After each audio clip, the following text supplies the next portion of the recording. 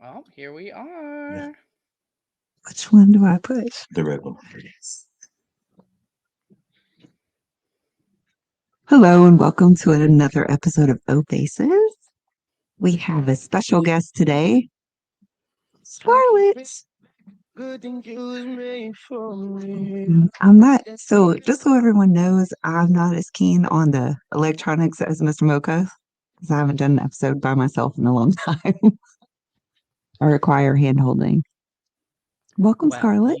you are not by yourself. I'm here with you. Hey, Mrs. Mocha. It's so glad to be back in the ozone. Yeah, It's been a I'm so minute. excited. Yeah, this has been a long time coming. For sure. Yeah, I've been so lit up and so excited about it. It's actually, this has been my first time sitting down with my podcast mic in a while because Angie and I show the Flaming Yoni went on hiatus back before summer. We went on a summer break and we haven't come back. Life happened. So it just feels so good to be here with you recording. And I want to thank you for bringing me back on your incredible show. I'm excited that we get to be face to face. I think this is our first face to face episode. Yes, it is so much better to actually be able to see you than, recording when we don't get to see each other's reactions and laughter and all that good stuff. So it's pretty cool. Yeah, I think when Carrie and Megan and I were all we tried to do like a remote podcast one time, and it was a little bit of a clusterfuck because we couldn't see each other. So like she was Yeah. talking and I would start talking, and it was a lot. So this is definitely we've entered 2024 because Mr. Mocha hooked up the stuff for us to do it. Thanks, And man. plus, I mean, the viewers who are watching live, they can see our cleavage, which You're I understand muted, I think, cleavage. Scarlet. Oh, am I muted? I can't hear you. Oh I no. see your lip. That was How's my this? phone. Oh, good. Your Am lips I were back? moving, but actually, yeah. Oh, good. Can you, Okay. Don't know what I did. It was me, not her. huh? Oh, It was my fault. Oh, it was Mr. Mocha's fault. Mr. I just Mocha's gave fucking him all around the with stuff. props. Well, just kidding, guys. I was just Um, saying, I think cleavage, when you're showing just a little bit of boob, people tend to listen to you more. So, I tried really hard, but mine's more like the under boob, so it's really cold in hey, Georgia. Sorry.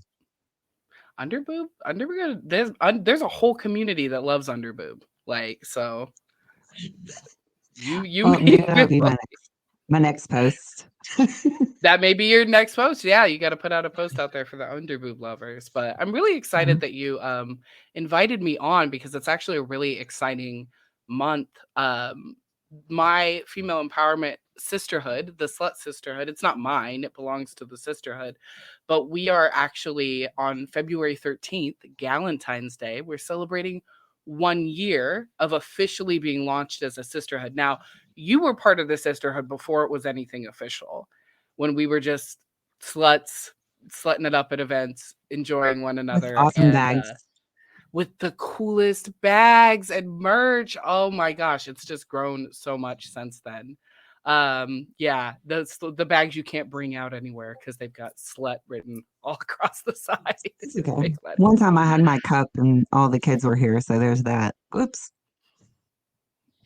The pussy cup. It's pretty Yeah. cool. I mean, come on. Yeah. It looks. I mean, our merch is really really fun. If you guys haven't seen it, I'll have to post it on Twitter so you guys can see. But yeah, we're celebrating 1 year, and the way we're celebrating, and we've been talking about this since we launched, is we are actually going to have an in-person Slut Sister retreat, which we're calling our Slut Sister soiree, where we are actually going to get together because our Slut Sisterhood is nationwide. It's actually across the world. We have Slut Sisters in Australia. We have Slut Sisters in all different parts of the country or of the world. But those of us here in the US are going to get together in a warm part of the country. I'm not going to say exactly where, but we love pools. We need a pool. Like, we Yeah, need I a good agree. pool to dip our pussies in. So we are going to be getting together, and we're going to have amazing activities. We're going to do yoga. We're going to have massages.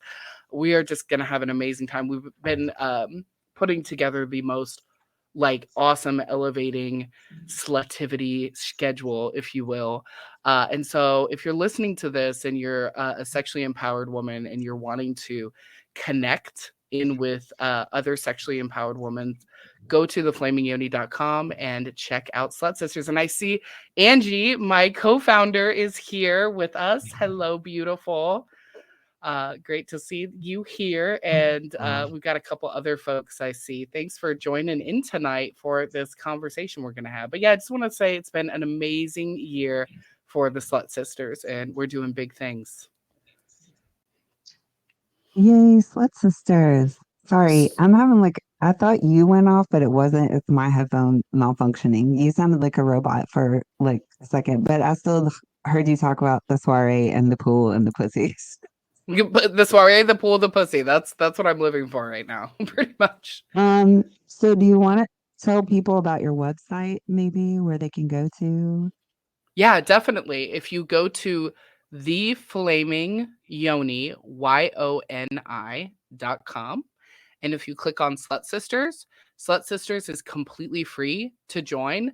It is a closed community. We keep it closed because for safety reasons, and we just want to make sure that those coming into sisterhood meet with us, and then we actually meet with you and chat with you and get to learn more about you.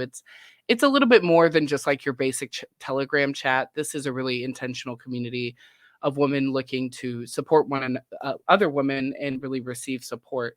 And so any ladies can join the Slut Sisters. We have men like coming out of the woodwork trying to join the sisterhood. I'm like, it's a sisterhood. You cannot access the sisterhood. That's the whole point. You guys can come up with some slut brothers or some shit.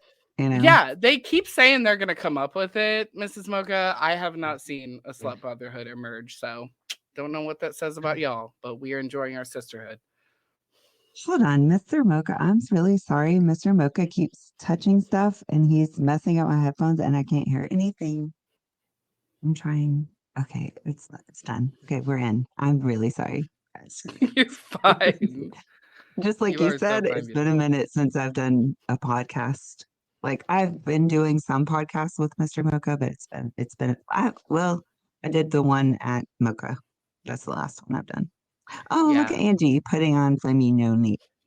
She put it in the chat. Yoni.com. Yes. Good job, Angie. Yes. That my sister's got my back. She always does. Oh, that's Goliath. Is he on? Yes. He's listening in. Yes, he is. He's waiting on his invite to the Slut Sisters. Dead. Sir, I don't think you're here.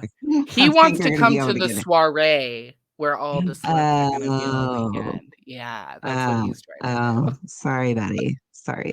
I think it's pussy party only. There's no penises allowed. Party only. No penises allowed whatsoever. It is going to be a lifestyle experience for ladies by ladies, and there's not a lot of those out there. Let's just be honest. And it's really not so much about lifestyle as it is just getting together, relating, and connecting. It's we're gonna have a lot of fun as well. So yeah, that's coming up, and we will definitely be doing a soiree in 2025.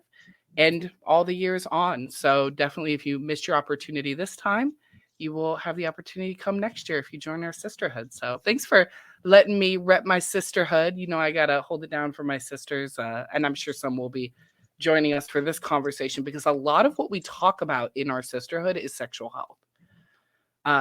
Because you can feel so alone on an island when you're thinking about this stuff. And you may have questions, how do other women take care of their sexual health? And it is so crucial to have women that you can just be candid and open with when talking about this subject, you know? And you and the Dirty Girls here on O Faces have always kept it real with, you know, what it's like to be a sexually empowered woman leading out a non-monogamous lifestyle and taking care of your sexual health. And I've always appreciated you for that. Yeah, we kind of started off as just a drunken bunch of bitches and a drunken bunch of fun bitches. So fun. There were a few episodes we didn't remember at all. We were like, we should probably re-record that because we don't even remember the ending of it. But it did turn out well. But I mean, I think that we all, God, fuck, I'm so sorry. My headphones keep going out, so I'm sorry that I keep cursing, guys. I know everyone's fucking offended I like it by when you my mouth. curse. Stay No, dirty. hold on, hold on. Okay. But I mean, it definitely started out as Carrie saying, "Hey, do you want to invite like Megan?" Because we'd known Megan for years, but we kind of like stopped hanging out together. And then she was like, "Why don't you invite Megan? She's so fun." And then that just turned the whole thing. And then like life kind of happened with us, so we haven't really been back on. She's had life stuff, Carrie stuff. So, but here we are, Yeah, I love those Slut ladies. Sisters and And Dirty Girls unite. Slut Sisters and Dirty Girls, we've always been like this. We have always been like Yes. this. So I'm just really, really stoked. And I'm so glad, in the beginning of the year, I had hit you. I actually had hit Mr. Mocha up, and I was like, I'm seeing some things in the lifestyle community when it comes to conversation around sexual health. And also there's been some really exciting new medical and scientific advancements in sexual health. And Hmm. I, have been like, hey, we should be talking about this. And I don't see the conversation in the community. I was like, would you guys be interested? Because O-Faces always has their finger on the pulse of what's really happening in lifestyle. A lot of the episodes you guys have been putting out lately are so on point. And you guys agreed to have me. So that's what we're going to be talking about today. Sexual health and, all that good stuff. Because it's really very often what is on everybody's mind. It's if you are in lifestyle chat groups or Facebook groups, it's a constant conversation. And Hmm. I think that it'll be great to, reach out to your listeners and share some of the stuff that I'm really lit up about and you're really lit up about because you're really passionate about this as well, Mrs. Mocha. Yeah, it was. I, that all started because I started having like all kinds of medical things. I didn't even know I was having I can't even talk today. I can't hear. I can't talk. Here we go. You good, babe. I was having a bunch of underlying medical things that I didn't even know about, and I kind of was on I would say like a few-year journey almost, where I was just having to Yeah. figure out things on my own. So had someone been able to give me this information years ago, I probably could have saved a lot of time and a lot of like stress. So, I mean, down to I don't even know where you want to start, but I know we said we want to say we're not doctors. We are definitely not doctors, just so we're clear. Just put some little disclaimers out there. We're not doctors. We're not giving Yeah, medical advice. Go right, talk to a doctor. right. We are talking to y'all as sexually empowered women that take excellent care of our sexual health. And like you said, Ms. Mocha, have had some experiences that have given us Hmm. some gems of wisdom that we Right. wish we knew before. And so that's Yep. what we're here doing, not selling anything or claiming to be medical experts, because we are definitely not. Right. Although I could have my degree, but I'm not. I don't. I mean, you really could if they handed out degrees for going through a bunch of bullshit with the Yeah, medical system exactly. and with all sorts of things. You Right. absolutely could. But you know Right. what? Instead, we're going to come on your show and we are going to spread some knowledge because even though we're not doctors, the information we're going to be sharing today is from reputable sources. It is scientific, it is peer reviewed, it is all that good stuff. And that's important because we're going to talk about some myths and misconceptions surrounding sexual health, STIs, vaginal health, all that stuff. So just so you guys know, we've done our research here. Okay. We're giving you some Yep. actual factuals. Yeah. If not experienced it. Yeah. If not lived it, right? And that's the thing is that there's Right. a lot of value in our lived experience that we can pass on to others. Um, Hmm. I know we might have a couple people live. So if you're in the chat, I'd love to know. I have a question just to kind of start us off. Um, what do you think of? What's like the first thing that comes to mind for you when you hear the term sexual health? Like what just immediately comes to mind? If you could just kind of sound off with that, I would love to hear. What's the first thing that comes to mind for you, Mrs. Mocha? Um, I have crazy, but I've always had like a major problem with BV. Mm. So I know that sounds terrible, but hygiene would be one of those, and I've always had Yeah. an issue. I haven't had a hygiene issue, but that's a smell. It's like a thing. So for me, I guess hygiene and my own vaginal health. Hygiene, grooming, yeah, Yep. pH levels, all of that stuff definitely comes to mind, I think, when we think about sexual health, especially as women. But, you know, the Right. gentleman too, hygiene is huge. Hygiene, Yeah. grooming, all of that stuff is absolutely huge for them as well. And you know, it's like it's so funny because it's on every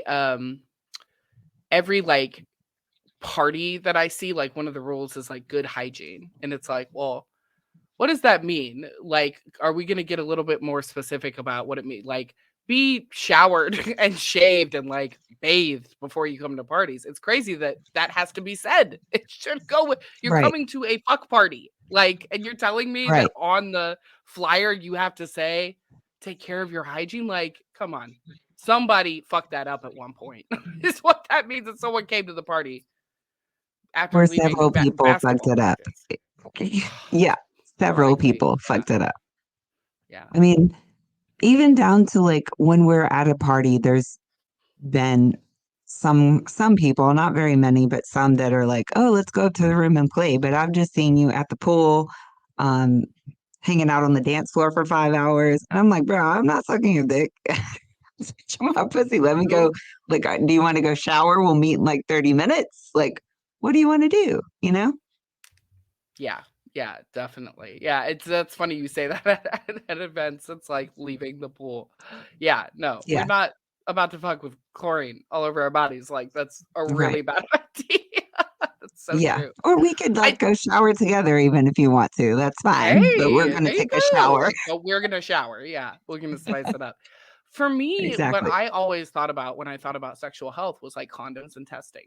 Condoms and testing. I think that's what most of the conversation revolves around when we talk about sexual health in non-monogamous lifestyles. It's like condoms Hmm. and testing.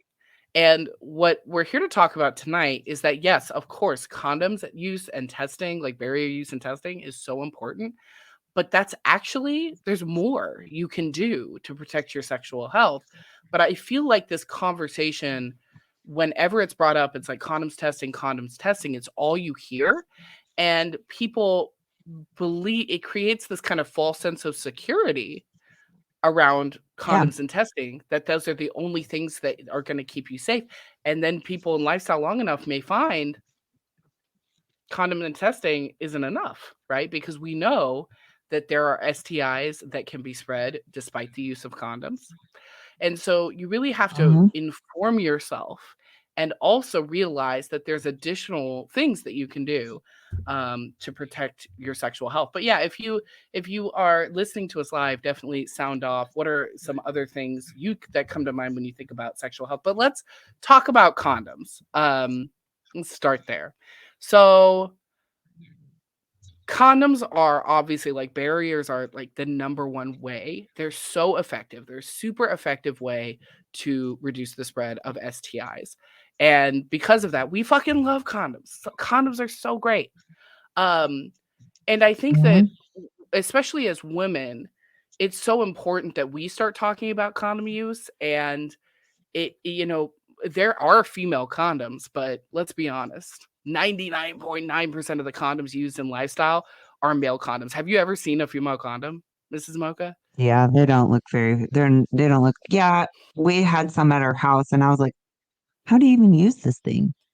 You just like sit it up in there and hope that you just like you sit it there and the dick goes in the same way as you. I don't know. I never tried them. Yeah, I've never tried one either. I have seen them, and I'm like, this is, yeah, you actually like insert it into your vaginal cavity like before sex. And Right. so it's been said that the advantage of a female condom is like that you're wearing one, so you can't, have a situation where a guy, stealths you or whatever. But Still too. Hmm. it's like nobody teaches you this in sex ed. Like, how are you supposed to know how to put on a female condom? I have zero idea, but I know they exist. They're kind of like in the category of dental dams for me. Where it's Yeah, I've like, never used those before either. never used a dental dam. Never once. I'm like, and they have them and they're like flavored and stuff, but I'm like, it's kind of counterintuitive for me because when you're eating pussy, like, it just doesn't seem like it would work for me. Like, I don't know. It feels like a piece of saran wrap over me, over my pussy. I think that Mr. Mocha and I like talked a while back about that. Like when we first started doing content and doing more testing and other things, I know we'll go to that later, but we stopped using condoms for content because a lot of people don't use them. I mean, that's just the thing. Right. Everybody gets tested. You're tested within a certain amount of time, and you protect yourself or whatever. But we kind of jumped into that too because we were almost like, what's the difference in you eating somebody's pussy or me sucking somebody's dick without a condom? Yeah, you're less likely to get an STD or STI in your throat, but it's still possible. So, I mean, I'm not protecting my throat. I know that sounds terrible, but I mean, It's we've true. known some people to get like chlamydia in their was it chlamydia gonorrhea in their throat? Gonorrhea is I really didn't. in the throat. Yeah. Yeah, Yeah. and it actually turned out as like pink eye at one point in time. Like the person that got it, it looked like she had pink eye, and it ended up being in her throat. And I know it was fine. We all got, we got treated. We didn't have it, but we all got treated. But that was kind of the day where we were like, okay, so we do need to get tested more often because even when I was single, I got tested all the time. But I was under the impression when I went into lifestyle that condoms would just be fine until Mr. Mocha brought that up. He was like, I mean, there's so many other ways for you to get an STD or an STI. Look, so what are we doing? So It's such a funny double standard, isn't it? That in lifestyle, at events, at parties, or with even just private meetups, condoms are viewed as like kind of the gold standard of sexual health. And it's like when you go to an event, there's almost like, okay, so we're going to be in group play or we're going to be in smaller group play situations, condoms. But you will almost never, ever, ever see a woman sucking a dick with a condom on at an event. right. Mrs. Mocha, you and I go to big lifestyle events. We go to Splash Mocha. You will almost never see a woman sucking dicks with condoms on. And yet you will almost always see, especially if you're in a public play space, people using condoms for vaginal sex. And it's like, do we think that we're safer if we're using a condom for vaginal sex when, yes, you can get chlamydia in your throat, yes, you can get gonorrhea in your throat, and we know that there's a lot of people engaging in a lot of play, and so that creates a higher risk situation. But yeah, it's one of the funniest double standards I think that exists, because I'm gonna be honest, I don't like sucking dick with a condom on. It kind of ruins the experience for me personally. I think I can honestly say I don't think I've ever done that. I've done I've it, tasted like and I condom can't off say of a dick, but not like suck the dick with a condom on it. Yeah. oh No. God, who hasn't tasted condom on a dick? Yeah. You look at that beautiful juicy dick, and then you taste, and you're like, rubber latexy taste, delicious. This is fine. The dick's about to be really good. It's fine. Exactly, that's what you got to tell yourself so you can, keep on sucking it. But it's the interesting thing about condoms. They're so great and so effective for preventing STIs when they're used consistently. Now we've gone a long way too, because I know you've talked a lot about your experience with skins, and some of the newer non-latex condoms. They really are great. Because there are a lot of women with, if not full-blown latex allergies, with latex sensitivities, right? So skins are such a great alternative. And I mean, they've almost become the condom of choice for lifestyle, I think. And I'm personally really grateful for that, because I far prefer them over like magnums. Magnums are a no for me. Do you like magnums? Oh, I'm allergic. I actually found You're out when I got with allergic. when I got with Mr. Mocha, I found out because he actually told me. It was crazy. Like we had only fucked a few times and he actually told me that I was allergic because as soon as we were like the condoms always kind of like bothered me, like it would hurt a little bit, but I was just like, oh, he's got a big dick. That's probably what's hurting me. But Yeah. one time we stopped and he said, does your pussy always smell like condoms like that for so long afterwards? I was like, yeah, and it kind of hurts a little bit, but it's fine. And I had been married for many years before Mr. Mocha, so I just never thought anything about it. I was thirsty and wanted some dick, so Want he'll some take a little dick. extra pain Yeah. for that. But then he He was sure like, well, will. you're probably allergic to latex. So he switched to skins, and I stuck with those after that and didn't really have a bunch of issues. Your pussy was full and I gave you Benadryl. No, that was the second time. That was the second time. He's telling me the story, guys. Your pussy was I full heard and I your gave you pussy was Benadryl. swollen and I gave you Benadryl. Did it work? He he might have. Yep. It's possible. Sometimes I don't remember all the stories. I barely remember last week. So, but yeah, I mean, that happened like a few times. Like a guy used a skin, but it had like the blue ones have like extra lube in them. Yeah. And as soon as he started fucking me, like my pussy was on fire because I hadn't used anything other than just plain skins for the longest time. And the guy ended up leaving, and Mr. Mocha saw my pussy. It was like she's usually any, but she was pretty far out that day after that incident. Same thing, took Benadryl and I was good. But yeah, I mean, skins are definitely it. And I tried I don't know what brand they are, but they're lambskin, but they were not Yes. very fun. I was literally at a hotel takeover 2 weeks ago and I went to play with this guy and he like was taking forever to like put the condom on and I was like sucking a dick and I looked behind him and he's got this like it wasn't like rolled like a condom. It was almost like in a pouch and he like took it out and then was like like putting a Yeah. sock on, like putting it. So I was like, what is that? He's like, oh, it's a lambskin condom. All these years of my slut life, I had never seen a lambskin condom before. And I was like, what are you putting on your dick? I've only like heard of them.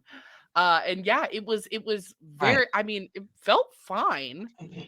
He was like, no, I like these because these are like the best feel.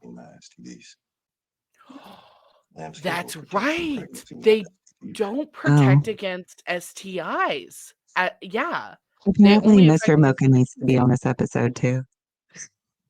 Yeah, he's got some facts Not over really. there. No. Yeah. So Mr. Mocha just said that lambskins don't prevent what'd you say? STIs, just pregnancy. Huh. Interesting. Well, you didn't tell me that time Interesting. that person did that. They used that one on me, sir. Yes. Anyways, it's okay. It was a long time ago. Oh, sub girl's on. Hey, Hey, sub sub girl. girl. Oh, it's always great to see sub girl. Thanks for joining us. So we were talking about condoms. And even like lambskin or not, even regular latex or non-latex condoms don't protect against all STIs. It's such a Right. misconception. Like people really do believe that I use a condom, I'm good.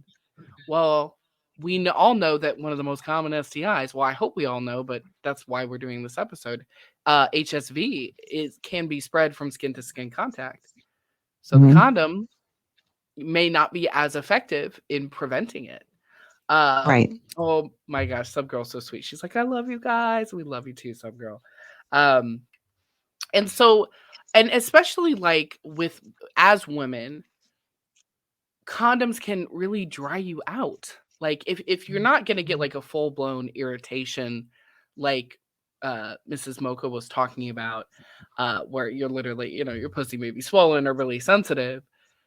Yeah. It can definitely dry you out, especially if you are at an event or if you are having a marathon evening with some partners, like it can limit your play, because if you're dried out and you're having to use non-natural lube, not your natural like pussy lubricant, but needing to reapply lube, that can affect your pH, which I know is something we were talking about before, Mrs. Mocha, that you've experienced. I actually too like didn't realize until we started doing like the uh just like house parties, I guess. And like you said, I'm doing like marathon fucking, and I realized that my pussy would be more sore from the condoms, which is crazy. I mean, of course, it was sore from the dicks too, but where like the condom would like dry, it would get dry and it would rub and like hurt so bad because then, so we have our regular house parties and we started doing our content parties. So we don't use condoms or content parties. We get tested, but I was not as sore, which was crazy. Like, I didn't realize that that was such a big deal until then. Because at least like without the condoms, I can use whatever lube I can use, and I'm not as sore, and I can get rid of the BV faster if it's just that. But if it's condoms and lube and everything else, and then Yeah, just and it's everything a else. lot. Yeah. Yeah, it is a lot that you're exposing to your vaginal microbiome. Yep. It and it's like, of course, we love condoms. Like condoms are great, but I think that what we're trying to do with this conversation is introduce folks in the lifestyle to multiple ways to take care of your sexual health. You have to decide what is the Mhm. best for you. But like, don't think we're sitting here ragging on condoms, please. We love condoms, but Yeah. it's not talked about as frequently. Some of the challenges that people have with condoms, especially if you have these kind of sensitivities, and a lot of women do have them. And so, I just kind of wanted to point that out. And if you have any other thoughts on condoms, please throw them on in there. But another thing. So now let's get to the other side of the coin, right? Testing condoms and testing. So you were mentioning when you and Mr. Mocha got into content, you guys started testing more regularly. What was that like for you when you made that transition, Mrs. Mocha? I'm like I kind of mean, interviewing you here. within like a Picking your year, brain. I think within like a year of being in the lifestyle, we were testing even with using condoms just because it does, like you said, it doesn't prevent you from everything. So either he was doing every 3 months or I was doing every 3 months. Yeah,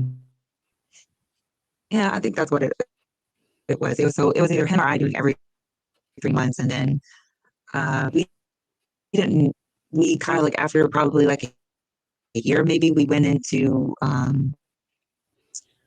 like he would have like a partner, like a single female maybe that he would play with, or like one specific like hot wife or something that he would play with that like he would do no condoms with, and then like vice versa.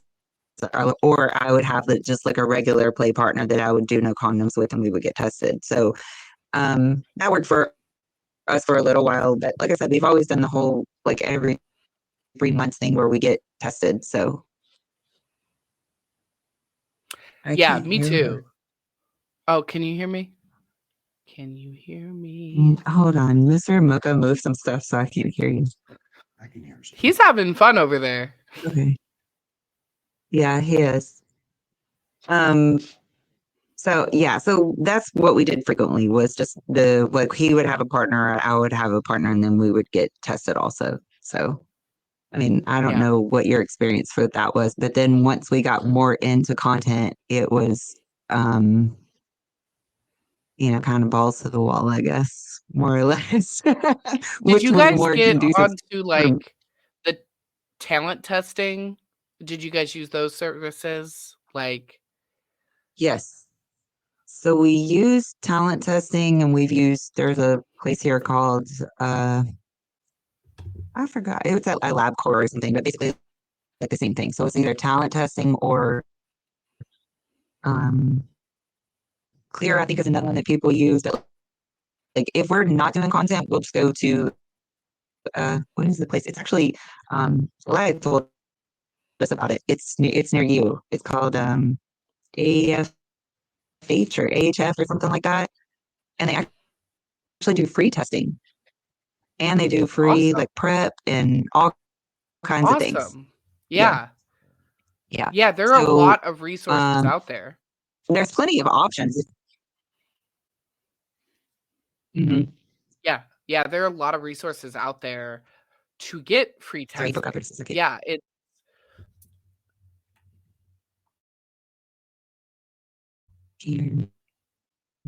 yes, your audio has got a little delay. It might be my internet, but I'm hearing you now. So we'll just keep our fingers Okay, crossed. good. Okay. Yeah, Yeah. Oh, there we go. Okay, perfect. you're good So now. yeah, just like you said, when I got into lifestyle, it was kind of automatic for me. It was like, oh well, I'm gonna have to get tested. Like this, I'm having sex with Mhm. multiple partners. That comes with testing. It just felt like pancakes and syrup for me. But like a lot of people, I was Right. like, how do I? Oh, DFW guy said AHF. I guess is that what you were talking about? Where you go get tested? AHF. Yes. Yes. So that's where they do the free testing, and they pretty much test for everything. I can't say that there's not a really long wait because it is free testing, It's a but they long also way. do like the PrEP and stuff. So go ahead. Sorry. Yeah. Oh, cool. No. I'm glad we're getting that resource out for your listeners. That's great. Thank you, DFW Goliath. Mhm. Yeah. So yeah, it Mhm. kind of came along for me, but I guess you oh, is that that's the AIDS Healthcare Foundation. That's what it is. Oh yeah, that's what it stands for. Um, yeah. Interestingly enough, we're gonna talk about PrEP and um I like I wanted to at first I was like, I want to kind of look into at home testing options because I want to get tested as frequently Right. as I want to get tested, right? And at home testing options are great for some folks. But after a while, Mhm. I made the decision to get on PrEP. And I was like, how great would it be if I could have a doctor that I was like completely open and honest with about my lifestyle, about my risk profile, because the way that I see testing is a way to take care of yourself, take care of your partners, and mitigate the risk. And I know what keeps a Mhm. lot of people from getting tested is the fact that, especially like women, you're still going to your OBGYN that delivered your babies to get tested. Like, Right. and you may not want to Right. tell her that you are going to parties at weekends with your husband, fucking 3 or 4 dudes. You may feel the stigma is such a barrier to that. You're afraid you're gonna get Right. judged. You're afraid maybe your information isn't gonna be kept confidential. And so a lot of people put their I health can't at hear anything. risk because they are not willing. Let me know if you guys can hear me. But yeah, because they're not willing to I can have hear you that now. conversation with their healthcare provider. Like, and And that I is I think so that maybe I was just always different because I didn't care. I just was like, I've never cared either. I'm even when, Yeah. yeah, I wasn't. I think that's too maybe like something I could say to people, like, don't be afraid to tell them. I mean, there's HIPAA and Right. everything else. And what if they're telling your business, then there's a problem. So, or you maybe shouldn't go there. If you're the person It's letting illegal. look at your Yeah. pussy, you should trust that you can tell them anything. If you cheated on your husband, I know that sounds terrible, but that's the equivalent Yeah. of probably going in and having to say, I fucked 5 guys this weekend or 20 at slash Mocha, and I think I tore something. I don't know, Yeah, I need I to get think that checked out. Yeah. Um so yeah, just don't it's be afraid to interesting. talk to your doctor. No. No, they're there to help you and they need to understand what your risk profile is. I will say Mm-hmm. though, I did not want to like talk to a doctor that was going to judge me, even if they do what I want, even Mm-hmm. if they test me. If they look at me like I'm a freak, that's going to disincentivize me to go to the doctor. Like I'm like, Right. "Oh fuck, I got to Yeah. sit in front of this asshole again." I know that that's a lot of people's Mm-hmm. experience. They'll go and get tested because they know it's the Mm-hmm. responsible thing to do, but they hate it because they feel like Right. they're being judged each and every time. So, what I decided to do, Mm-hmm. and this is what I literally tell everybody to do, go to a community health clinic in the gay part of town. Find the gay part of your town. There is a gay part of your town, I promise. And if you go there, I promise you, like the MAs, the doctors, they have seen and heard it all. And they are just going to completely accept you and not judge you and not treat you in a stigmatizing way. And I met my doctor and it was like literally love at first sight. I was like, I finally found a doctor who talks to me like a human, doesn't judge me, will listen to me, and like takes my knowledge into consideration into how she's treating me. She knows that I am a well-informed person making responsible choices, but she also knows that I, have a certain profile of risk, and she takes excellent care of me. She's like awesome. When I go in to see my doctor, she's like, "Oh, are we getting the deluxe package today, babe?" I'm like, "Yeah." give me the full spa package. And she tests me for everything. I do the throat swabs, and I, as someone who is not a content creator, not a sex worker, am able to get tested, full panel tested once a month. And I go through my insurance, and it's very affordable. I think one of the barriers that people have to testing is cost. If you don't have health insurance, because and that's the thing, right? Is like you go to the local gas station or sex store and you buy condoms. The medical system is not involved in that. Once you introduce the medical system, people have barriers. They don't have health insurance. They have transportation barrier, whatever the case may be. And like, we recognize that there are barriers. It is imperative upon you to take care of your health and to address those barriers. But if the only barrier you're facing is, I'm afraid my healthcare provider is going to judge me, find a new healthcare provider. Like, just I agree with find a that. new one. It's worth it. Yeah. Yeah, I agree. Because, like you said, what if you're not telling them all the information? So you just go in and you say, I know that, like my primary care doctor, before we like really started talking to her, we told her we needed an STD test. And you know what she did? Chlamydia, gonorrhea, and the whatever it's called. Yeah. Yes, that was it. And I was like, no, we like need like the whole No thing. syphilis? No. Yeah, like we need like That's wild. so we went back and I went further into detail. I was like, no, we need a full panel. Like we're in an open relationship. And she goes, oh, well, because we found her the year of pandemic, and she was just like, oh, it looks like everyone's getting experimental during pandemic. And I was like, oh no, this is like just been us for a while. You just got so this lucky is to find us. So So yeah, but yeah, if you don't tell them the extent, then they won't test for everything because there's so many new things out there. There's what is the MGen that everyone's talking about? There's MGen, there was another one right before summer.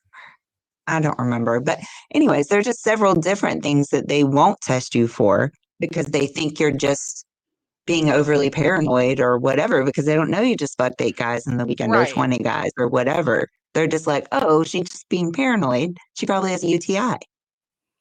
So my slut sisters have told me they have been turned away from testing just for the exact same reason you're talking about. Oh, I'm sure you're just being nervous. You're married.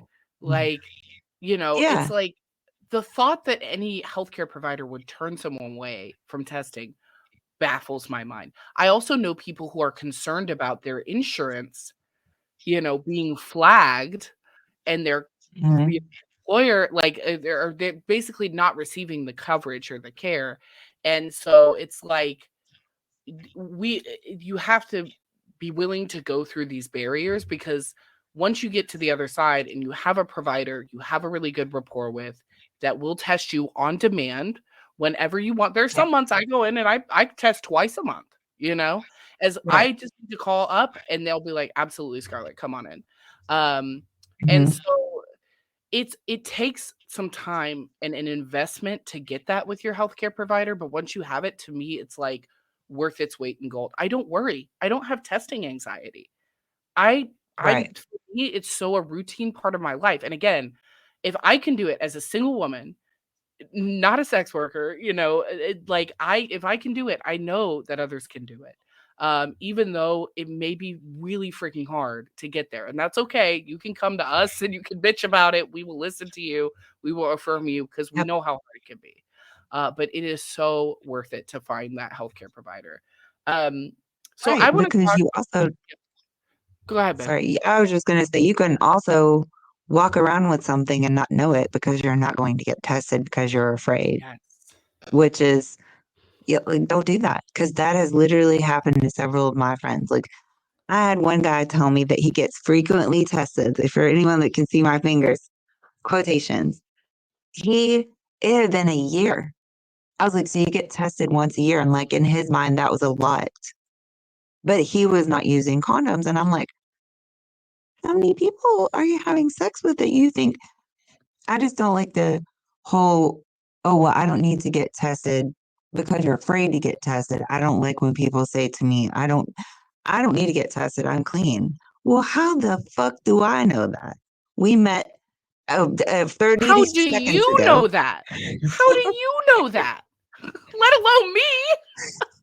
Right. Yeah. We met 30 seconds ago at this event, and I'm just supposed to trust your word. No, because you don't even know. And so don't be so afraid that you're that confident that you just walk up to someone. Well, I have only had sex with 6 or 7 guys this year, and we didn't use condoms, which again, we're not even saying that it's bad to not use condoms or to use condoms, whatever you got to do. But don't think because you haven't like you haven't gotten tested and you just look clean and you smell clean, that's okay. Because there are some that don't have any really, they can lie dormant for 90 days sometimes for men, certain STIs. So, and you don't know that anything's even happening. The most common STI symptom is no symptom at all. I'm going to say that one more time. The most common STI symptoms are no symptoms at all. So if you think Yeah. you are good because you don't have symptoms, you couldn't be more wrong. I just gotta put that out there, especially for women, because common bacterial STIs like chlamydia and gonorrhea very frequently do not have symptoms in women, whereas men will have like discharge that alerts them that they need to go get tested and treated. Women are less likely to have those symptoms. We get discharge changes for all sorts of reasons, because Right. of where we are in our menstrual cycle, stress. It could be a huge number of things. Okay. But it's so important to note that because people are out here Yeah. thinking, oh, I'm just good because I don't have any symptoms. I don't need to get tested. Yes, you do. Um, and I love having testing conversations with people because people are like, you get tested. Oh yeah. Here's my labs up on my phone. My last test was January 25th. Here's my next appointment. Like I literally, it's so routine for, oh, you want a screenshot? Boom. Like I Right. routinely, like my fluid bonded partners, I routinely send them screenshots whenever I get tested. I don't even say anything. They just look at the screenshot. Here's my results. And the Yeah. peace of mind that comes with that, ultimately, I can't, especially with casual connections and lifestyle, we can have a conversation and we're going to have a conversation about sexual health, but I'm not your wife or your mother. I can't tell you to take care of yourself, but I damn well sure I'm going to take care of myself. And that's Right. the big piece when it comes to testing, because the more people test, the more frequently people test. If you do have something, you can then inform your partners who can go get treated. And then that way we're not having all these STIs going around, our lifestyle communities. Sad part is, though, even so, for example, Mr. Throw it Mocha out. and I had some scares, Yep. and we informed the people that we had played with, and we were using condoms at the time, but we weren't sucking dicks with condoms or eating pussies with condoms. So we literally informed. I think there were probably 6 or 7 couples there. This was a lifestyle party, and we told them what happened and that we had tested positive, and no one from that event or that particular party wanted to believe that they had it. Like, Mr. Mocha and I came with it because we told everyone. And I was like, you've got to be kidding me. Like, so no one's going to we got tested, but no one here wants to get tested because you guys are embarrassed of getting tested. You're like, what's going to happen other than you getting some antibiotics? If you have a sinus infection, you get antibiotics. If you have an STI, most of them if you get the common cold, if you get the flu, they put you on an antibiotic, you quarantine away from everybody for a week, and then you return to work and to school and everywhere you go, right? STIs are no different. You go get tested, you get an antibiotic, and you quarantine. But yet it is the stigma. I have a mission statement, and this is one of the reasons I'm doing this, and I so appreciate you, Ms. Smoke. I have a mission statement on my Twitter that like kind of talks about what I want to do in the community, and it says stigma surrounding STIs contributes to a sex negative culture. If you want to know why our culture is so sex negative, it's because STIs have been made out to be something that makes you dirty or bad. And that is not true. An STI is a bacterial infection, just like strep throat, just like the common cold. Like it is not this mark of being amoral or being irresponsible. It is simply a bacterial, something that can occur. And if you're responsible and if you're ethical, it's not the end of the world. It is the stigma surrounding STIs that keeps us in this Puritan culture where sex is looked at as something dirty and wrong and bad. And so that's one of the reasons why I'm so glad we're having this conversation. I think we are hitting on some hugely important points, and I really hope that everybody listening is digesting all of this, because even the language we use around STIs, dirty and clean, it's like I say positive and negative. I got a negative STI test on this date. Here are my results. Because the notion that having an STI makes you dirty is really problematic, because it doesn't make you dirty. And so, yeah, I just, this stuff like really, really gets to me, because I think if we could understand that there is nothing moral about this, we'd just be in such a better position in the world, and people get off their high horse and stop judging other people, Hey bro, you got the clap, you take some fucking pills, you're gonna be okay. You're gonna be fine, keep it moving, your dick's not gonna fall off. It's okay, not gonna fall off, it's gonna be okay. You're not the first person that the doctor has seen with an STI. You're not the first man or woman in there that they've seen that. Like, I saw a TikTok the other day that was basically the ER doctor was saying, we know that nothing accidentally fell in your ass. Okay? Nothing accidentally fell in your ass. So we know that you're I'm so glad I muted myself in that moment. I mean, we know that you didn't fall on a shampoo bottle and it fell in your ass. So, I mean, the doctor knows that you're fucking as an adult. So go get treated. It's okay. Go to the ER, wherever you want to go. You don't have to see the ER doctor ever again. They don't give a fuck. I can assure you they have seen worse. So if you don't want to go to your family doctor, fine. There are ERs, there's urgent cares. Like, before Mr. Mocha and I found our primary care, we just went to the urgent care, and they didn't care. We were in the same room. You can literally go to CVS and get tested. Like, it's so accessible right now. You're right. If you want to have that anonymity, go to CVS Minute Clinic and get tested. I used to do that before I started my at-home testing. But again, what really made the difference for me, Mrs. Smoke, and we can talk about this, is that because I would just go to the Minute Clinic and I was like, as long as they test me for everything, I'm good. But I made the decision, oh my gosh, it's going on 3 years now. June of 2022, I made the decision to get on PrEP for HIV prevention. And I part of what contributed to me wanting to make that decision was because I was like, if I get on PrEP, I will have a PrEP doctor that will work with me and like be with me. I won't be going to all these random clinics and seeing all these, but I'll have someone who understands my medical Right. history and that I can really like Mhm. develop a rapport with. And that's exactly what happened. I had my doctor on my podcast. I think that's one of the most coolest savage shit I've ever done.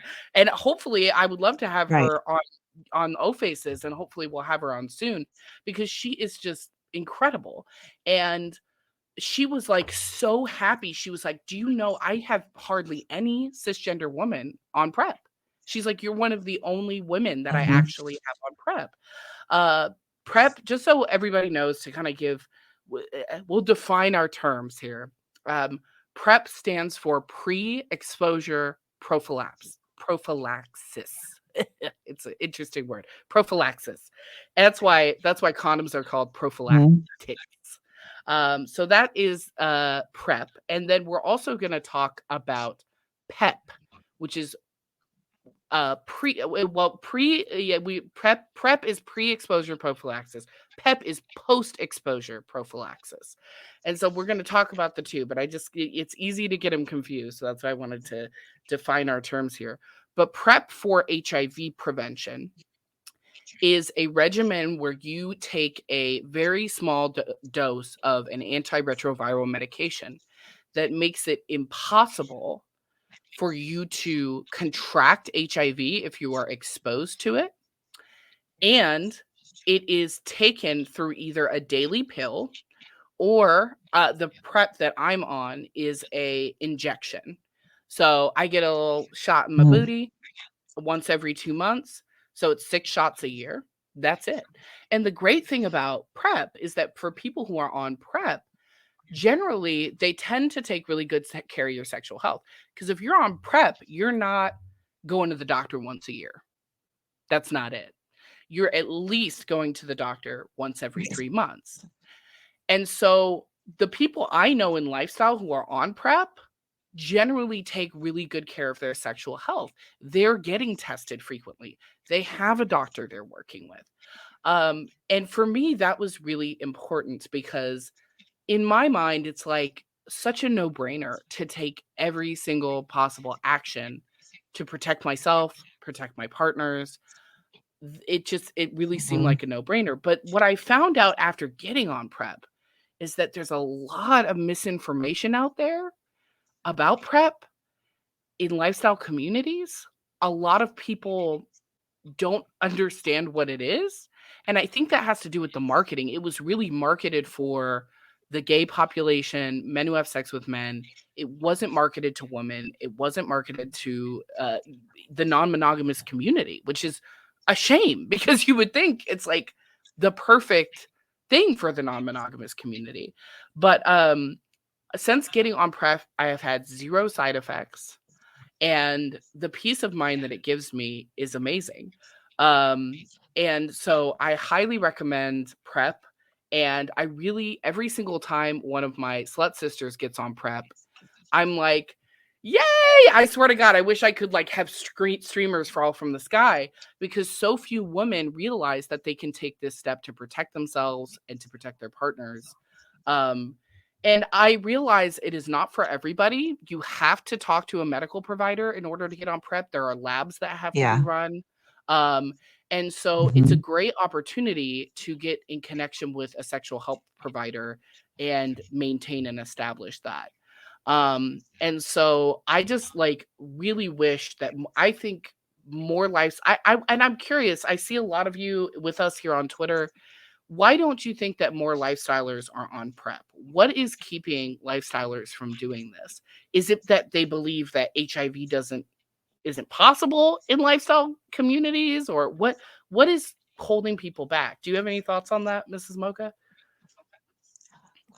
Definitely. I think it's just like trash reality TV. Like that other, Oh my God. I'm so serious. Like that's how With people like from other countries, that's how they perceive us. Let's just start there. They perceive us as that our reality TV. But in reality, we're not that way. So I think if you don't understand something or if you've never actually seen it yourself, that you don't know, because everyone that's actually told me that they're on that has said, "Oh, but don't tell anyone." And I've never in my mind, because, also too, I'm very open and whatever, like, yeah, here we are, like, do what makes you happy. But I don't see any issue with it, with you trying to protect yourself. So I think Cuckoldress and Cuckoldress of James said not enough information, which is pretty, I agree with that for sure. And that's exactly why we are doing this, because there's a lot of misinformation and there's not a lot of information out there. Like I said, it wasn't marketed towards women. So essentially, we actually have the scientific capacity and the medical capacity right now to end HIV. If everybody knew their status, which means everybody was getting tested, and everybody who has HIV is taking their medication and is in medical care, if their viral load is undetectable, then they can't pass the virus along. And if everybody who has a negative status for HIV, such as myself, is on PrEP, again, these two medical advancements can end HIV. But there's so little information out there. And, I've had people have, like, I've made myself kind of like the person who in my women's groups and in my slut sisterhood, I will gather questions from my slut sisters, and then I go see Maggie, my doctor, and I'm like, oh, they want to know about this. And I literally am bringing information back from my doctor to my slut sisters. So, like, I had one slut sister that said, is there an age limit? Is there like an age cutoff for PrEP? And I asked my doctor, and she said, I have patients in their 80s on PrEP. I was like, I hope that's me. I hope I'm getting dick into my 80s. Same phase. Yeah, I feel right? that. We need to be in the nursing home together, Mrs. Mocha, getting dick. But Oh, yeah, yeah. so things like that. Or there's a lot of people that are concerned about, like, the effects on your kidney function. And I promise you, it is no worse for your kidneys than the alcohol you drink or the Right. recreational drugs you may take. I Okay. was literally about to say, or the drugs you may or may not do that you don't tell your doctor that you do. Exactly. There are people who have said that they're concerned about being able to donate blood, being on PrEP, because some blood banks don't allow you to donate blood if you're on PrEP, because they put their blood donations through a standard. We actually, those of us on PrEP, we get rigorously tested for HIV. And I'm like, okay, well, donating blood is a great thing, but so is ending HIV and being responsible. So, like, Right. it's like, that. And here's the beautiful thing about PrEP: you can get off of it if you leave lifestyle. If you go into a monogamous relationship, you don't have to take PrEP anymore. But It's not I've a had some never-ending people. story. No, it's not. And I've had Right. some people ask me, well, can I get on PrEP like for a splash mocha, right? Like, can I get on PrEP and then after splash get off it? It doesn't really work like that. In order for PrEP to build up in your system, and I thought I grabbed my PrEP pill bottle. I don't know what it is, but in order for it to build up in your system, you have to be taking it for at least a week. That's how long it takes to build up in your, like, anal tissue, and it's 3 weeks for your vaginal tissue. So you have to be taking it consistently for 3 weeks until you know that the medication is active in your system. And so, yeah, there isn't enough information out there, and that's exactly why we are doing this podcast. I think that people in lifestyle think that HIV can't happen to them. And interestingly enough, just recently, there was a news story about somebody in lifestyle circles that was HIV positive. And some people don't know this, but in some parts of the country, it is a crime to have unprotected sex with somebody and not disclose your HIV status. And that is exactly what happened to this individual. This individual was arrested. So if you think it can't happen in lifestyle, this is a disease. It does not discriminate. And we are people who have multiple partners. And so I'm just saying this because this is like the facts of the matter. And again, Mhm. living your life from a space of it won't happen to me, that's not good enough for me. I love me. Yeah. I want to take care of me, So if you guys have any other questions about my experience on PrEP, I'm going to put the link to our podcast episode with my doctor. She really goes deep into it. I'm not a doctor. I just know what I know as an informed, person. But I'm always willing to answer questions about PrEP because I just there's so much bad info out there about it. So I'm more than willing to speak on it. But I'm really excited to get into our next topic, which is DoxyPEP. I'm so freaking excited. This is the whole thing I wanted to come on and talk to y'all about. So I did a poll on my Twitter. Let me find the poll. See if I can find the poll. I did a poll on my Twitter at the beginning of the year where I asked my Twitter followers to vote. Here we go. The question I asked was, are you familiar with DoxyPEP? And the options were never heard of it, not sure what it is, familiar, don't use it, or familiar, use it. So where do you fall on that spectrum, Mrs. Mocha? So really funny. And we had literally just talked about it like right before you talked to Mr. Mocha about it. And it was because I have this like app that you can get. It's called Wisp. It's kind of like the Plush Care that you posted. Yeah. Pretty much the same thing. Like they will send you like meds for STIs. They'll send you it's several different things, but it said DoxyPrep, and I was like, what is DoxyPrep? Then we started like talking about it, and him and I, kind of went through our whole thing, but we're still kind of new. Like I didn't have a lot of information on it, but it's definitely something I would like to do just because, we do, Mr. Mocha still does some content creating and stuff like that. So it protects both of us. Definitely. I am so excited about DoxyPEP, and there's a lot of conversation. It's actually brand new. It is Mhm. a new treatment protocol that just came out and was published in October of last year. And so I went in for my testing appointment in October. I think it was my appointment right before, because I test before and after a big event like Splash Mocha, and I think it was no, it must have been, I think it was actually before then. But anyway, around September or October of last year, I went in to see my doc, and she was like, Scarlet, I have got to tell you about DoxyPEP, and I'm going to write you a script. I was like, what is it? She's like, essentially, it is a dose of antibiotic you can take within 72 hours of a potential exposure that can reduce your risk of contracting a bacterial STI, so gonorrhea, chlamydia, syphilis. I was like, no way! Are you serious? I had never even heard of that. And she was like, yeah, like I want you to start using this like ASAP. She's like, she did tell me then that not a lot of research has been, the original research group was men and trans women.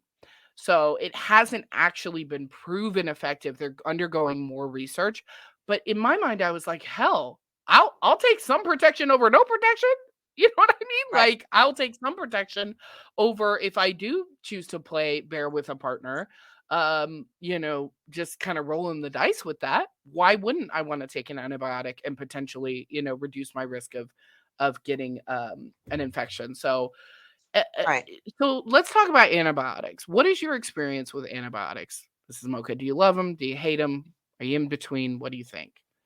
You don't want to know, but I have a lot of allergies. But Doxy is actually one that I haven't had an issue with at all. So, and they give you that for like several different things. There are several STIs they give it to you for, but they also give it to you for like pneumonia, sinus infections, like all kinds of different things. So you probably, it may kill like three birds with one stone. You never know. I mean, it's not something that I'm not willing to Right. try for sure, because Yeah. like you said, They I would prescribe it rather for be acne. For right, acne. Like really bad right. bacterial acne. Yep, Yeah. yep. Yeah, so I'm definitely experienced with antibiotics, and that's definitely one that I've never had an issue with. And I've had an issue with a lot of antibiotics. So Oh my God, that is If so you awesome. I think I'm not 100% sure, but it may be penicillin. It may have some type of psyllin in it. So if you have a penicillin allergy, you might want to look into that. I think it Yeah, has I a think psyllin in it somewhere. doxycycline is in the penicillin like family Mm-hmm. thing. Mm-hmm. Yeah, I'm pretty sure. Um, yeah, I consider myself really lucky because I don't have any medication allergies, nor do I react badly to antibiotics. A lot of women don't tolerate antibiotics well. You know, Mm-hmm. there's issues with yeast infections that come along with antibiotics. There can be issues with gut health that come along with antibiotic use. And so Mm-hmm. again, when you think about this method of protecting yourself against STIs, again, it's just like PrEP and just like testing, you're interacting with the medical system, right? Which has Mm-hmm. lots of issues.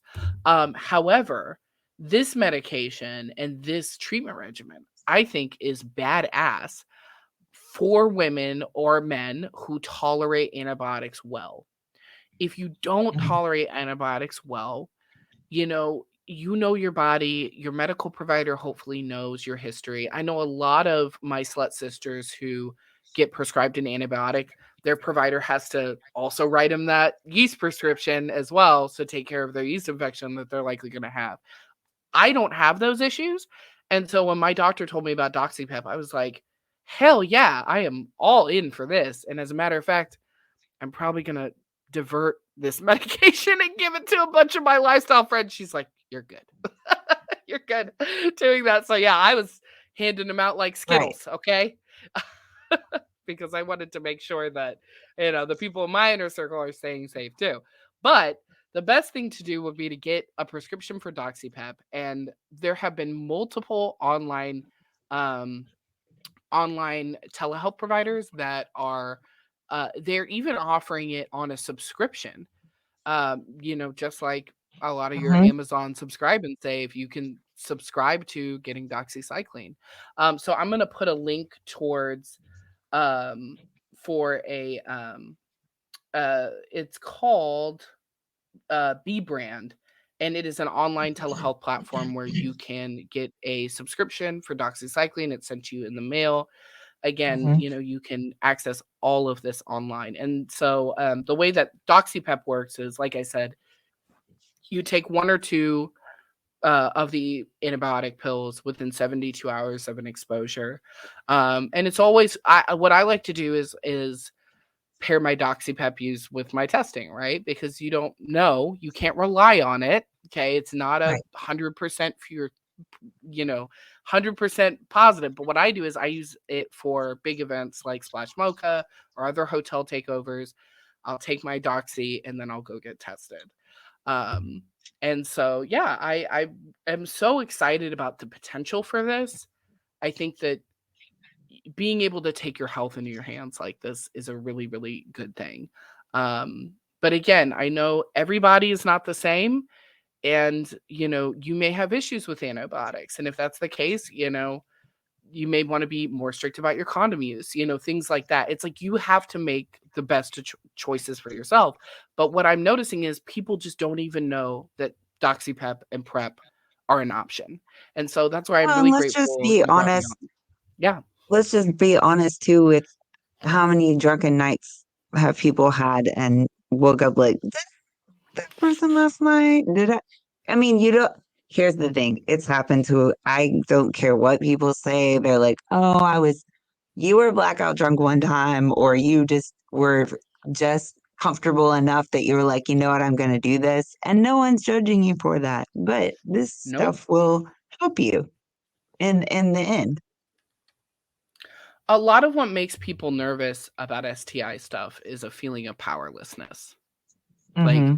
feeling like, oh my gosh, I made a decision. Yeah, I may have been under the influence, or I may have just like made a spur of the minute decision to have sex with someone I don't know very well without a condom. Okay.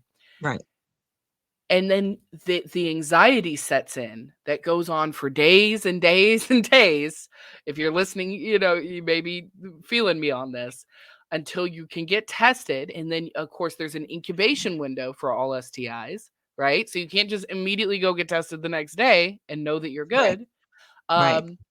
And so I think you say let it marinate, but Smoke, I heard you say that once and I like died Yeah. laughing. Or like, 6 days later, your pee burns one time because you're dehydrated and you think you have something like so many Right. things. We don't, but this might help. So I did that. It looks like Doxy is unrelated to penicillin. Oh, I'm so glad. Did Mr. Mocha fact check us? Because I am really grateful that he did. Yes, I've been jumping up and down for her to correct that. It's what they give people who are hypersensitive to penicillin. That way people aren't like saying we're giving out bad information. So yes. I didn't say that I Thank knew what you. I was talking about. I just said I wasn't sure. You know how So humans are. They're gonna take it as a fact. So we're Thank you, trying to Mr. encourage Mocha. DoxyPEP, not discourage it. Absolutely. Thank you so much, Mr. Mocha. And yeah, this is why you need to this whole podcast episode is to prompt you to go talk to your doctor, get that sound medical advice with your unique medical history in mind, right? We don't know your medical history. But what Right. we're really just trying to do is get rid of the stigma and let you know you have options. Right. This is not a bad thing, people. It could be potentially good or it may not be your thing, but don't be, like I said, like she said too, just don't be shy and don't be afraid to at least look into it. I saw earlier Blushing Vixen said urgent care. We were talking, I'm backpedaling a little bit, but she said urgent care in Illinois, I can't read it. In Illinois, refused to do anything other than chlamydia and gonorrhea. Maybe, I don't know if there's what was it, AHF or AFH near Yeah, an you, AIDS but Foundation. Yeah, definitely. yeah, Get with them. Yeah, yeah, go to the providers. And I know it can be hard because I know some people that drive 45 minutes to get tested because they can't get a full panel test in their neighborhoods. And so that really sucks, and it should not be that way. But sometimes, that those are the sacrifices we have to make. And I forgot right, to release the results of my poll here. So again, I asked, how familiar are you with DoxyPEP? I got 153 responses. Thank you if you responded to my poll. 65% of people, and I'm almost followed exclusively by lifestylers, exclusively by people living out non-monogamous lifestyles. 65% say they never heard of it. Never heard of it. Because again, this information, even though it could be a huge medical breakthrough, it just doesn't get through to people. 19% said they're not sure what it is. 13% said they were familiar, but they didn't use it. Only 3% said that they're using it. We have got to change this because that's crazy that only 3% of those 153 people use DoxyPEP. And so I just would really like to see more people at least being familiar with it and knowing it's an option. right. I think Sorry. it's my turn. I had to cough. I know. I'm sorry. I will shut the No, you're fuck up. good. No, you're I'm not. No, I was I'm saying, just I so think like this I'm stuff going fires by me your up so much. notes. I'm going by your Oh, yeah. notes and it says Mrs. Mocha. I It wasn't is. It's meaning your like, turn. let me take your fire. No, I just thunder, like girl. I will talk forever about this, and you need to be like, Scarlet, shut up. No, It's my it's turn now. okay. No, it's okay because we got the pieces of information out there that we want everyone to have though, and now maybe people will ask questions because I think it's a door that you opened, and more people will open it once they see like, oh, well, Scarlett does, and Mrs. Mocha talked about it on the podcast, and she does it, or so and so what got on the podcast and they do it too. So then it's not a stigma because again, I don't know how many events I've been at or different places, and the first thing somebody says to me is, "Oh, I'm on PrEP, but don't tell anyone." And in my mind, I was just like, "Why the fuck not? What does it matter?" I mean, of course, I'm not going to say anything, but I didn't understand why can't you tell anyone? It's probably a good thing, but you Yeah. can't change people's minds. My So slut sister, for about a year, I didn't tell anyone because I was so afraid that I was going to be judged because people don't understand it,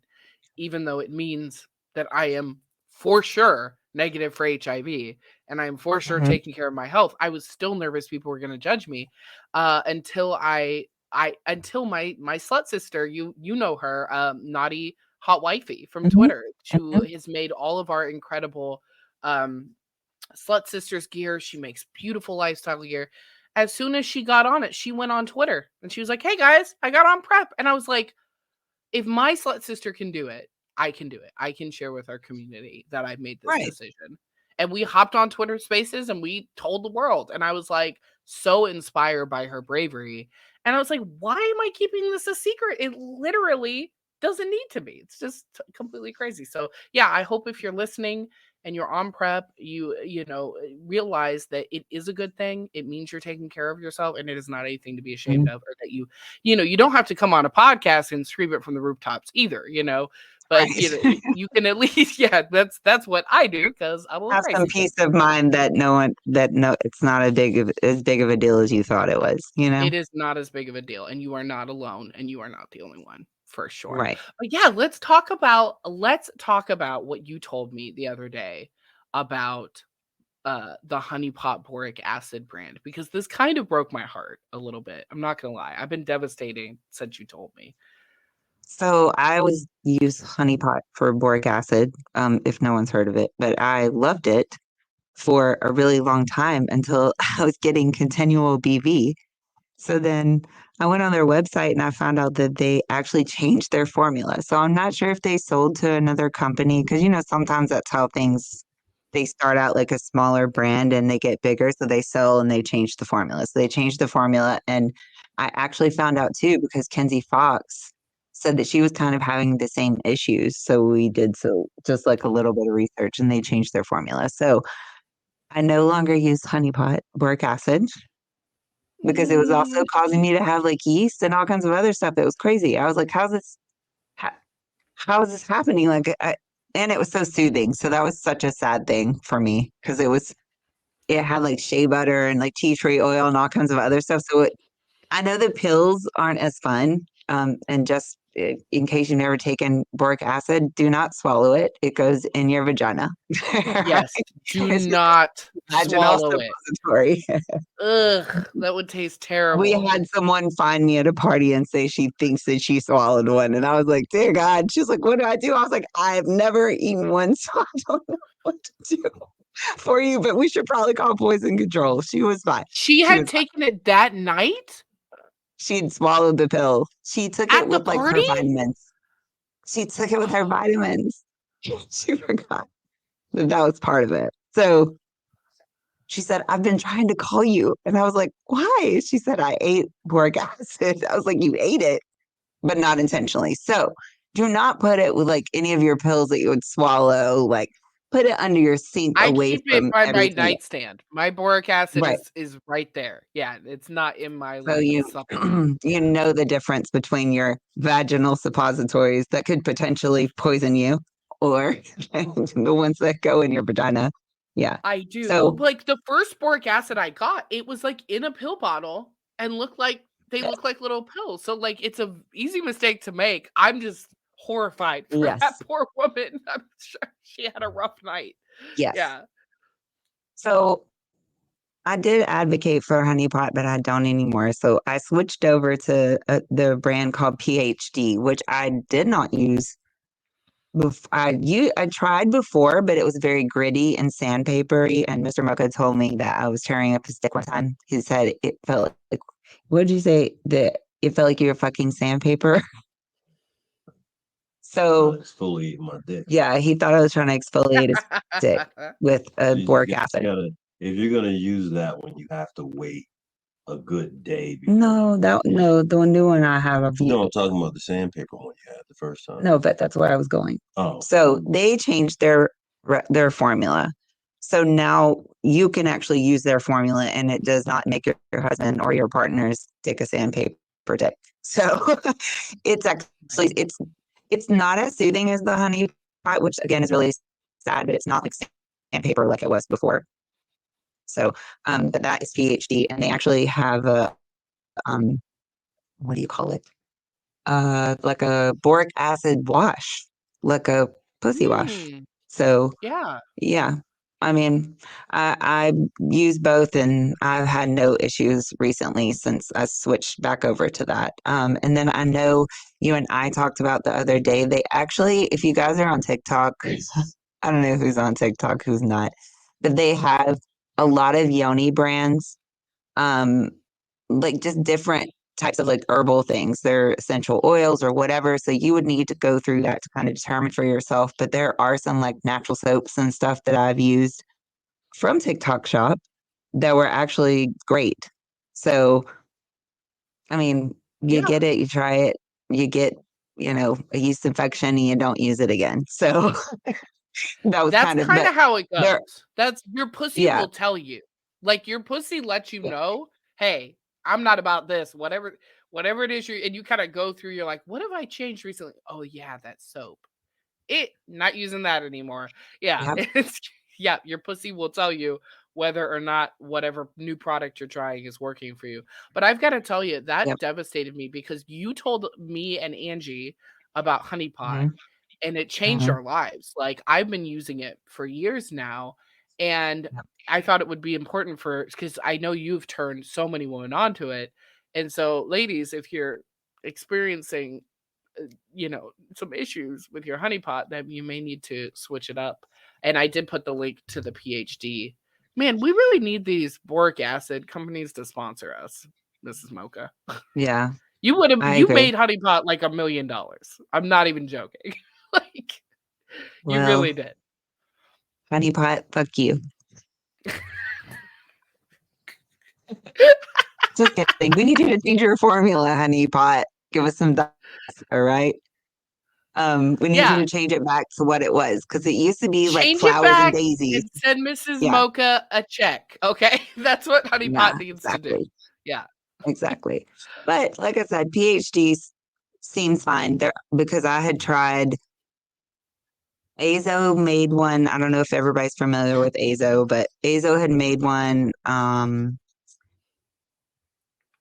There were like two other ones that I tried and they weren't comfortable. Like with the PhD one, it like just kind of melts and it feels fine in there. You're supposed to lay down, but it melts and it feels fine. And then the other ones they either burn, which is it just depends on how sensitive your pussy is, because mine is super sensitive to everything. But so it may not do that to you, but just beware of again, if you're going on a play date or if you're going to be with your partner that night, whatever you're going to do, that depending on the type that you use, it may burn their private area. So just be careful, rinse it out, something. So, and Yeah, then you're I did supposed to tell, use it the night before, right? Like that's the idea. But yeah, use that or right amazing. after. Yes, right after. Use that you were telling me about your shower head that you can use to kind of like rinse it out before playtime. That's always a good Yeah. option. I need to get one of those. Yeah. What is that? Okay, so if you go to extremerestraints.com is where I found it, but it literally is a douche that hooks up to your shower head. So they have like one for your ass, one for your pussy. It's like two different things, obviously, but it looks like a douche and you just stick it up there and rinse out or whatever. So this okay, I think you're looking for it, aren't you? No. Anyway, it's like $75. You can find it anywhere. Just You should tell them not to overuse it. yeah, don't overuse it because then you get rid of all the good bacteria. Just, like Right. if you're gonna have a play date, you feel like you got off your period 3 days ago, you want to be a little fresher, do that. And then afterwards if you want to, but then, lay off the pussy washer. Don't do it all the time. Because they also do have several different things. They also have a boric acid douche made by PhD too. So say you're at a party and you feel like you're a little off, you just go and again though, don't overdo it. Everybody knows their own body though, or if you don't, test one out at a time. Don't do it. Don't do everything all at the Yeah, same. don't go on a shopping haul for all of these yoni products and then try them all out. It's very likely you're going to throw your pH out of whack it's very likely you're going to have some issues. Do Yeah. one thing at a time and see how your body tolerates it. And just like Mr. Mocha and Mrs. Mocha were saying, like it's moderation is the key, right? So yeah, Right. especially with women, You don't our want to pussy kill all the microbiome is bacteria. sensitive.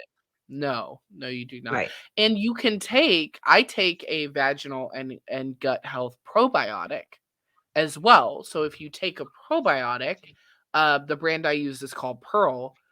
That's helping you as well. So, I know it may seem like you may be listening and be like, damn, Scarlet, Mrs. Mocha, this is a lot. And we are giving you a lot of information.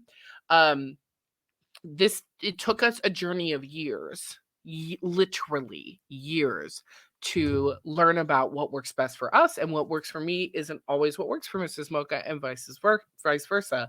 However, it's a process of trial and error. And like we were talking about earlier, it's so important to have some really trusted girlfriends, some slut sisters that you can talk to and say, is anybody else experiencing this? Because I've had recurrent yeast infections and they just will not go away. And I need, what do you guys do? So again, reach out, join Slut Sisters. Like, we have 3 different chats in our Slut Sisters sanctum. We have a chat about being fluid bonded or not with partners, what kind of goes into making that decision.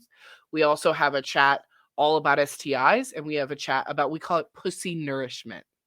It's all about exactly what we're talking about. How do we nourish our pussies?